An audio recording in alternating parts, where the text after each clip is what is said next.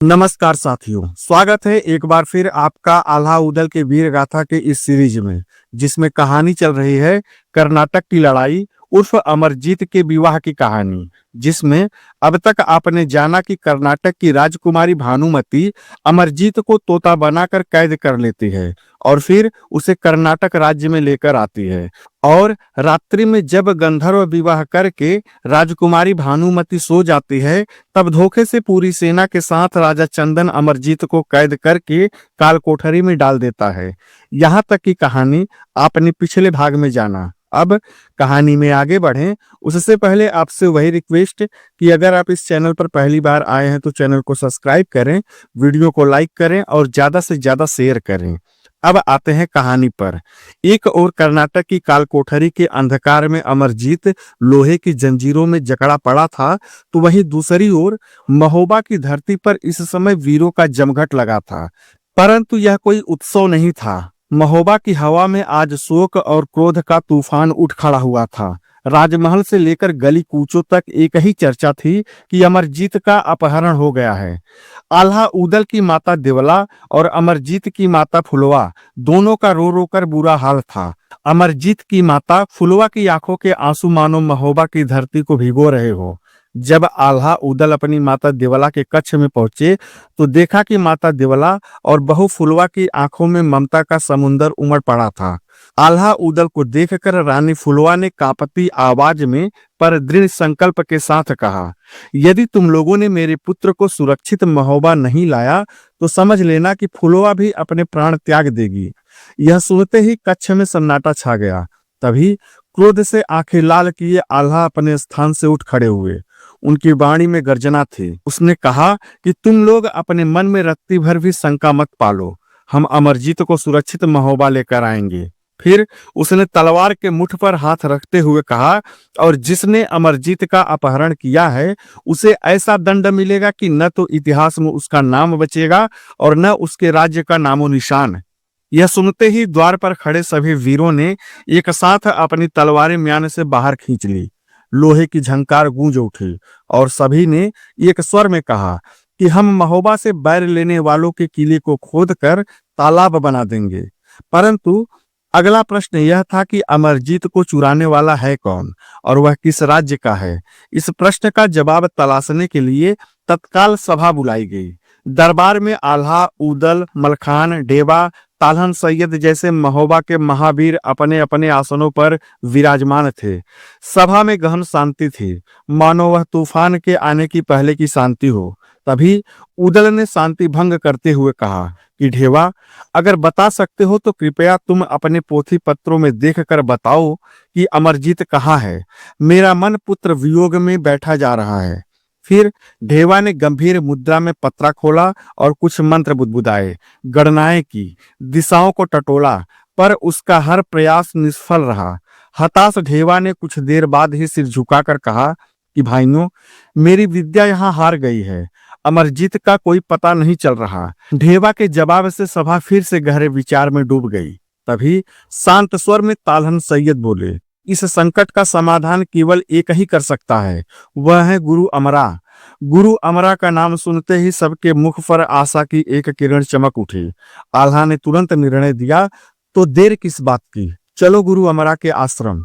आल्हा के आदेश और इसी संकल्प के साथ महोबा के सभी वीर अपने घोड़े तैयार कर गुरु अमरा के आश्रम की ओर प्रस्थान कर गए, जहां से अमरजीत के उद्धार की अगली गाथा जन्म लेने वाली थी।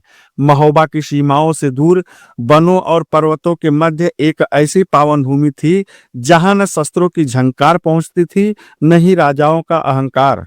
वहीं स्थित था गुरु अमरा का आश्रम। आश्रम के चारों ओर घने साल, पीपल और बरगद के वृक्ष मौन तपस्या में खड़े लीन थे। उनकी शाखाओं से छनकर आती सूर्य की किरणें मानो स्वर्णिम आशीर्वाद बनकर भूमि पर गिर रही हो। प्रभात की बेला में आश्रम वायु, धूप, हवन कुंड और जड़ी बूटियों की सुगंध से पवित्र हो उठती थी। वेद मंत्रों का स्वर वन में गूंजता और पवन स्वयं उन्हें दूर दूर तक ले जाता। आश्रम के मध्य पत्थरों से निर्मित एक सरल पर तेजस्वी कुटिया थी। न उसमें वैभव था, न आडंबर। पर उसके द्वार से ही असीम शांति झरती प्रतीत होती थी। कुटिया के समीप निर्मल जल की एक नदी कलकल करती बहती थी। उसके तट पर हिरण निडर होकर जल पीते, मयूर पंख फैलाकर नृत्य करते और पंछियों का मधुर कलरव मानो सृष्टि का राग रच रहा हो। इसी कुटिया में महातपस्वी गुरु अमरा ध्यान मग्न विराजमान रहते थे। उनकी जटाओं में समय की धूल नहीं, अनुभव की ज्योति थी। नेत्र में असीम गहराई, मुख पर अद्भुत तेज और देह से ऐसा आभा मंडल प्रतीत होता कि समीप आने वाला स्वतः ही नतमस्तक हो जाए। कहा जाता था कि गुरु अमरा को भूत, वर्तमान और भविष्य तीनों का बोध था। उनकी वाणी शस्त्र से अधिक तेज और आशीर्वाद कवच से अधिक सशक्त था। अमर गुरु, जिन्हें लोग सच्चा साधु कहते थे, जिनके विषय में यह प्रसिद्ध था कि वे 6 महीने तक योग निद्रा में लीन रहते और फिर केवल एक दिन के लिए अपनी आंखें खोलते थे। कहा जाता था कि उनकी निद्रा साधारण नींद नहीं, बल्कि ऐसी तपस्या थी जिसमें वे समय, देह और संसार तीनों से परे चले जाते थे। उस समय जब महोबा के वीर अमर गुरु के आश्रम पहुंचे, उस समय आश्रम की दशा खराब थी। गुरु अमर की योग निद्रा चल रही थी। उनकी निद्रा टूटने में अब केवल 2 दिन शेष थे। वहां जो दृश्य वीरों ने देखा वह हृदय को व्यथित कर देने वाला था। आश्रम की पवित्र भूमि उपेक्षा की भेंट चढ़ चुकी थी। वहां अब घुटनों तक जंगली घास उगाई थी। पगडंडियां विलुप्त हो चुकी थी। हवन कुंड राख और पत्तों में दब गए थे।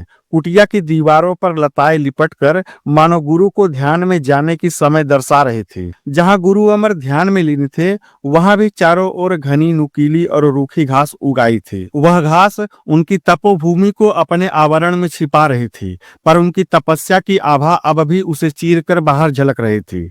यह दृश्य देखकर महोबा के वीरों के हृदय श्रद्धा और ग्लानि दोनों से भर उठे। तभी आल्हा ने कहा, जब तक गुरु की आंखें न खुले यह आश्रम फिर से पवित्र होना चाहिए। और फिर कोई आदेश नहीं, कोई संकोच नहीं। सभी वीर अपने हाथों में शस्त्र नहीं, गुरु सेवा के भार उठाने लगे।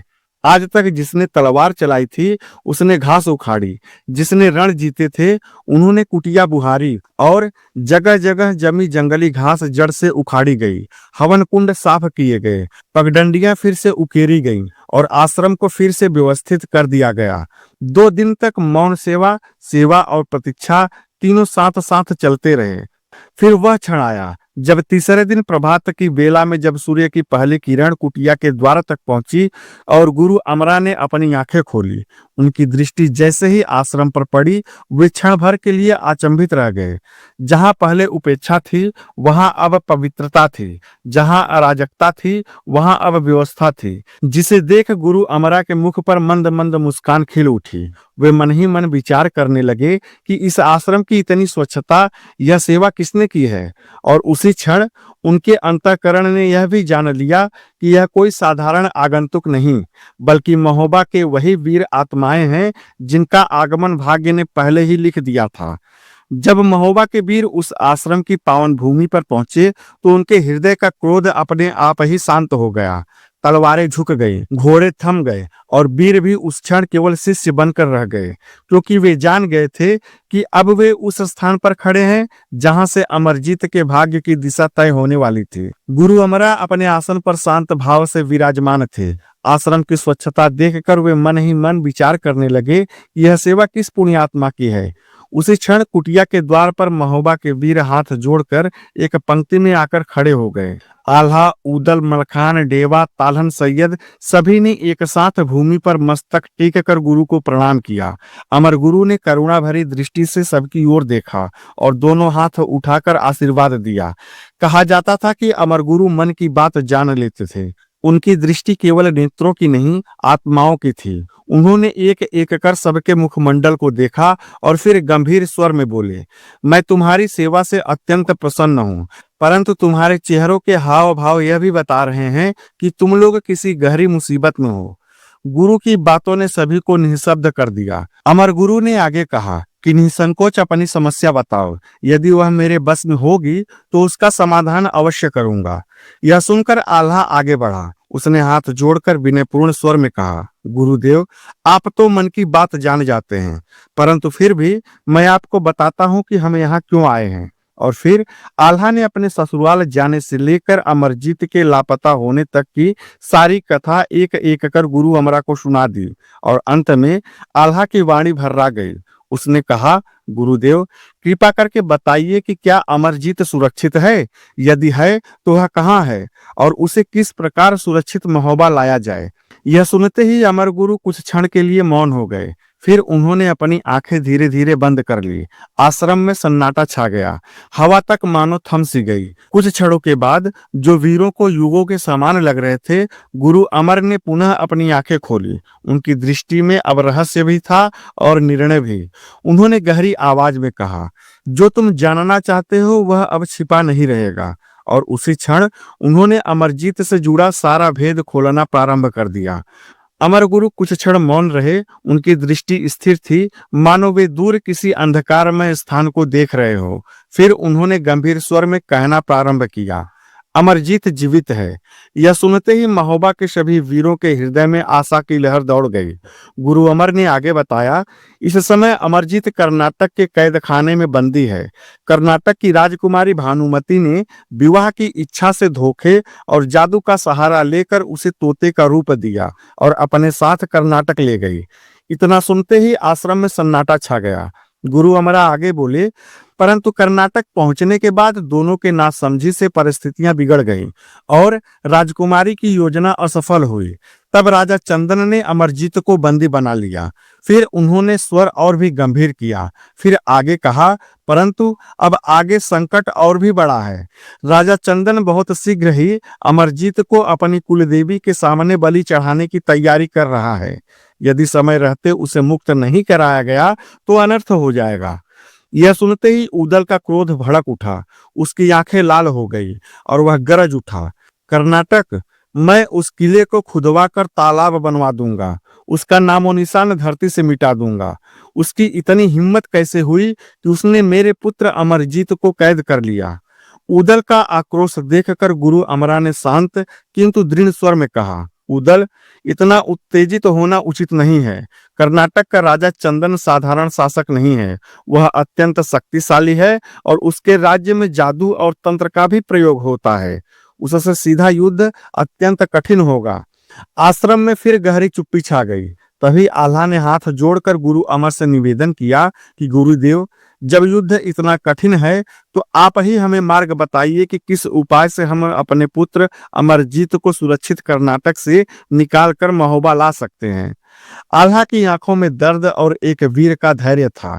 तब गुरु अमर ने उसे करुणा भरी दृष्टि से देखा और कहा, उपाय है, पर वह साहस, संयम और समय की प्रतीक्षा मांगता है। और गुरु के इस वाक्य के साथ कथा एक नए और भी रहस्यमय मोड़ की ओर बढ़ने लगी।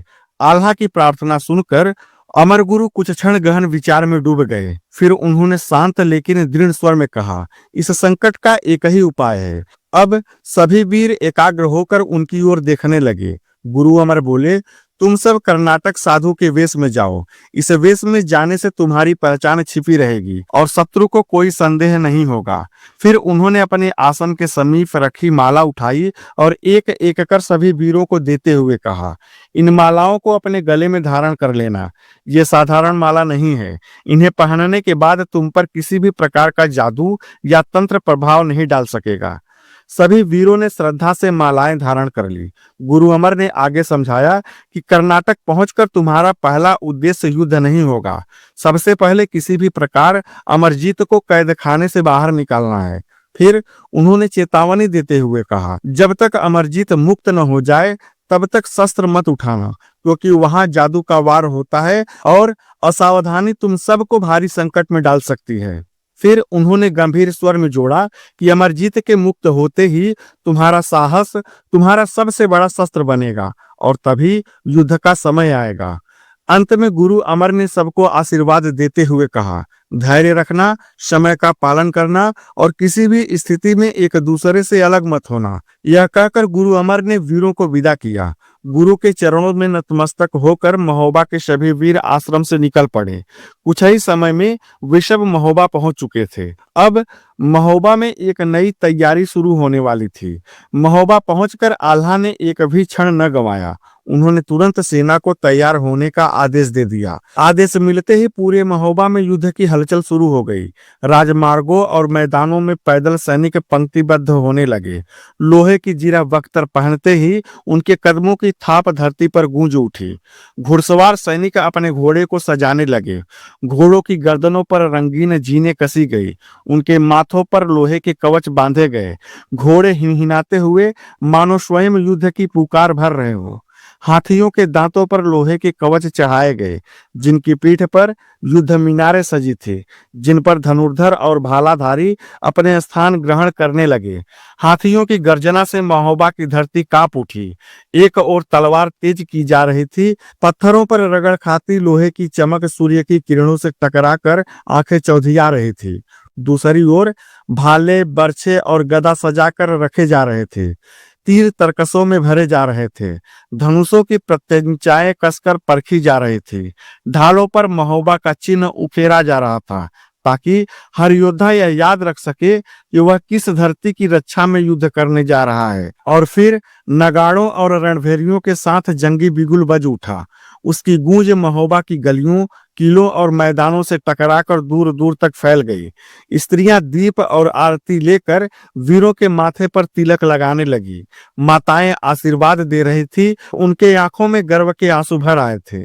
तय समय पर आल्हा के नेतृत्व में महोबा की सेना कर्नाटक की ओर प्रस्थान कर गई। घोड़े आगे बढ़े, हाथियों के कदम पड़े और पैदल सेना सिंह की गति से चल पड़ी। यह केवल एक यात्रा नहीं थी, यह संकल्प था कर्नाटक को जीतने का और अमरजीत को सुरक्षित वापस लाने का। और इस प्रकार महोबा की धरती से एक बार फिर युद्ध की गाथा जन्म लेने वाली थी। महोबा के वीर तीव्र गति से कर्नाटक की ओर बढ़ रहे थे। जब कर्नाटक केवल 15 कोस की दूरी पर रह गया तो सामने एक विशाल और समतल मैदान दिखाई दिया। दूर दूर तक फैली खुली भूमि जहां सेना छिप नहीं सकती थी। आल्हा ने वहीं सेना को रोकने का आदेश दिया। उन्होंने कहा, आगे ऐसा खुला मैदान नहीं मिलेगा। युद्ध से पहले यहीं ठहर कर रणनीति तय करना आवश्यक है। आदेश मिलते ही महोबा की सेना उस मैदान में फैल गई। तंबू गाड़े गए, रसद रखी गई और पहरे बैठाए गए। थोड़ी ही देर में महोबा का शिविर एक छोटे नगर जैसा लगने लगा। सेना के रुकते ही अब दूसरा चरण आरंभ हुआ। आल्हा, उदल, इंदल, मलखान, ब्रह्मानंद, चाचा तालन, सैयद और ढेवा सभी ने गुरु अमर द्वारा दी गई माला गले में धारण की। फिर उन्होंने अपने युद्ध वस्त्र उतारे और साधु का वेश धारण किया। किसी ने गेरुए वस्त्र पहने, किसी ने कंधे पर झोली टांगी और किसी ने हाथ में सरंगी ले ली। यहाँ वे सभी साधु बन गए थे, पर उनके चेहरे की कांति, नेत्रों का तेज और बलिष्ठ शरीर स्पष्ट बता रहा था कि ये साधारण सन्यासी नहीं हैं। उनके शस्त्र कपड़ों के भीतर कुशलता से छिपा दिए गए। तलवारें कमर में वस्त्रों के नीचे ढकी थी। छोटे खंजर झोली में रखे गए और धनुष की डोरी सारंगी के साथ बांध दी गई। ढेवा ने भूमि से थोड़ी राख उठाई और फिर मिर्च कूटकर बारीक चूर्ण बना लिया और राख में मिला दिया।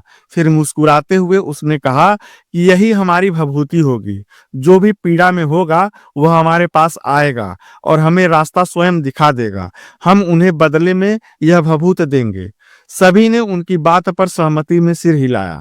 फिर बिना किसी शोर के, बिना किसी पहचान के वे साधु के रूप में आगे बढ़ चले।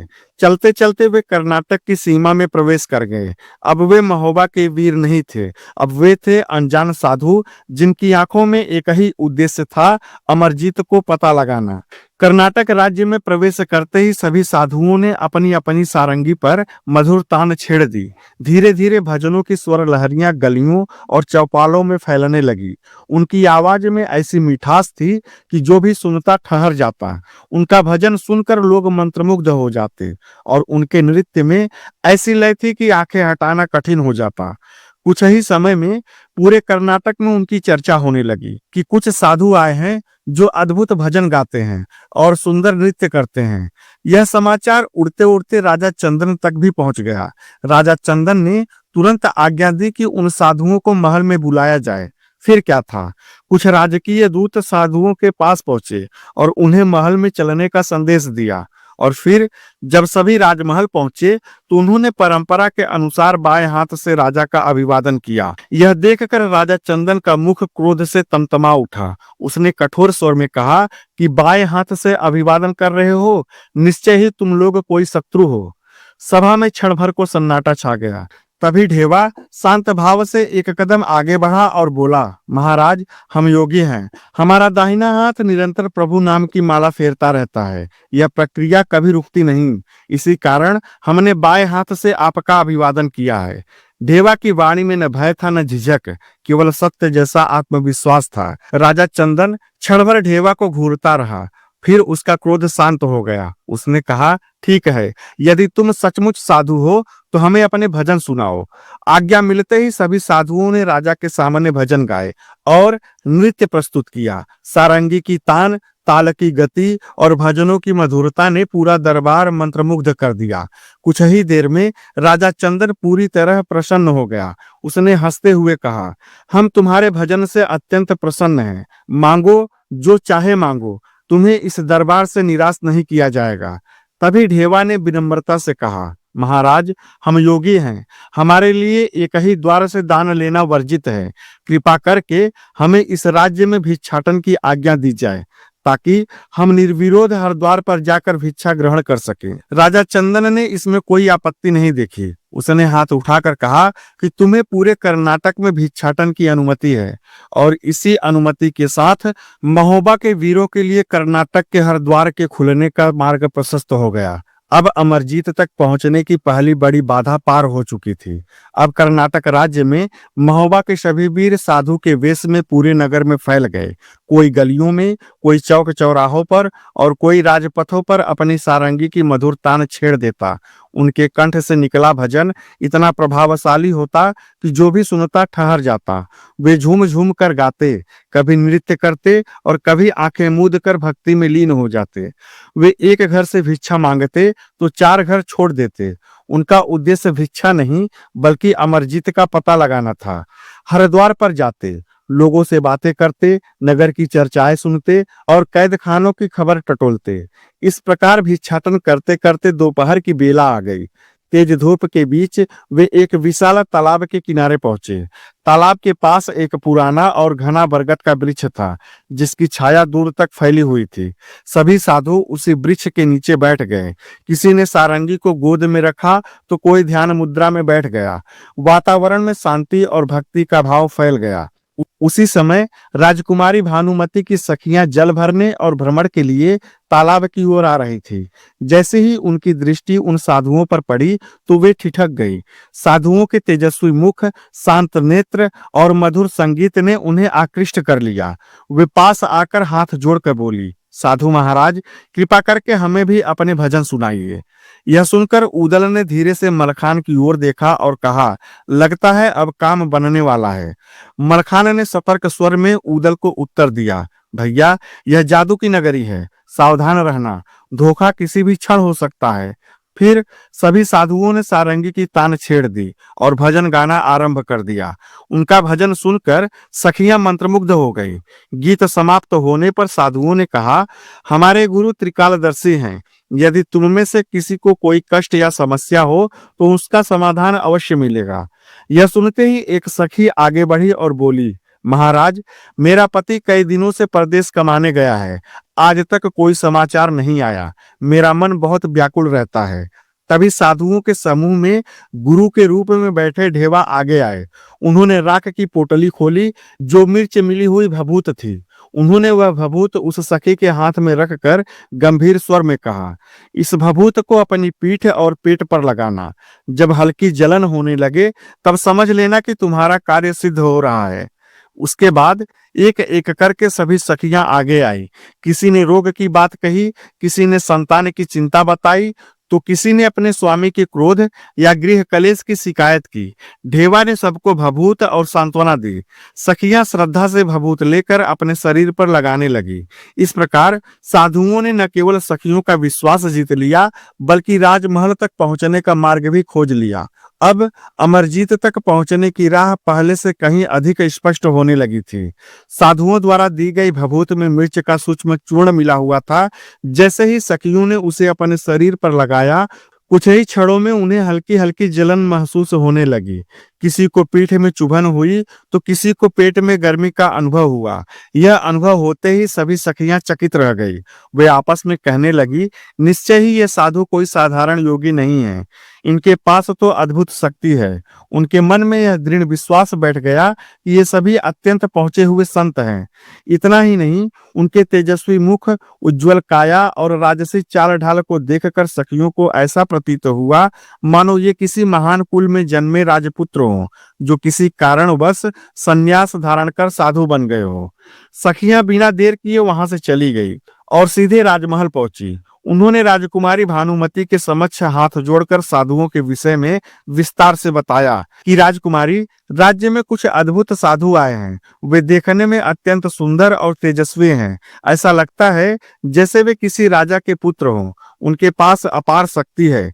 वे भभूत देखकर हर समस्या का समाधान करने की बात कहते हैं। सखियों की बात सुनते ही भानुमति का मन चंचल हो उठा।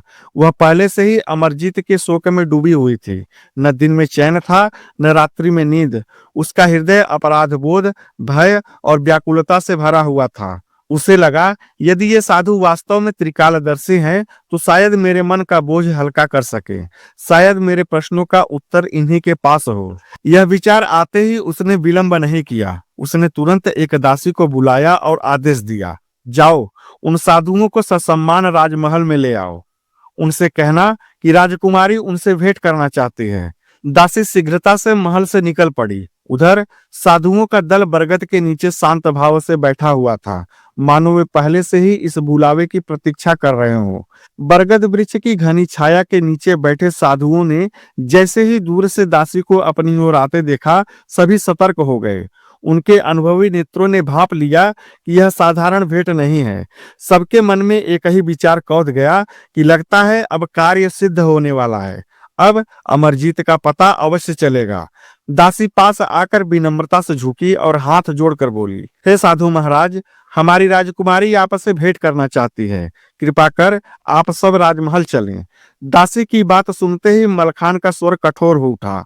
उसने तीखे स्वर में कहा, हम सन्यासी हैं, हम किसी स्त्री के बुलावे पर महल नहीं जाते।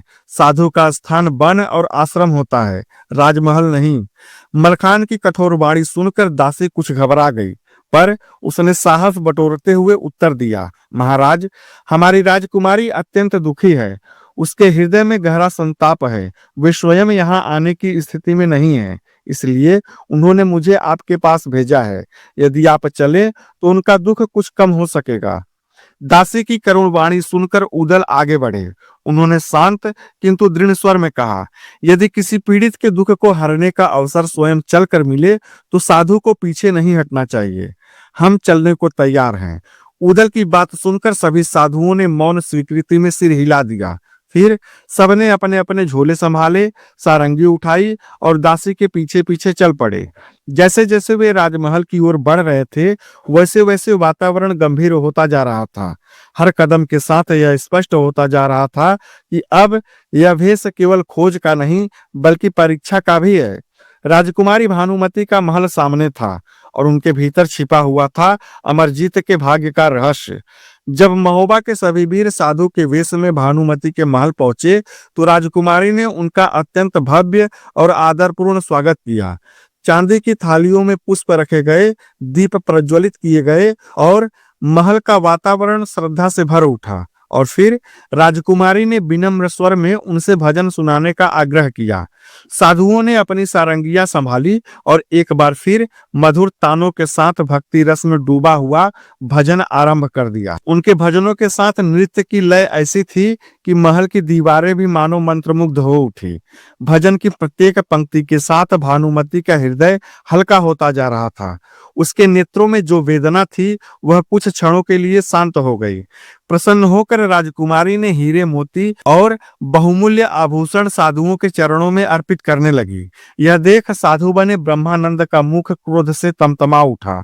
उन्होंने कठोर किंतु संयमित स्वर में कहा, राजकुमारी, हम साधु हैं, हमें धन संपत्ति की कोई आवश्यकता नहीं है। हमारा धर्म है भजन गाना और लोगों से भोजन की सामग्री लेकर अपना जीवन यापन करना।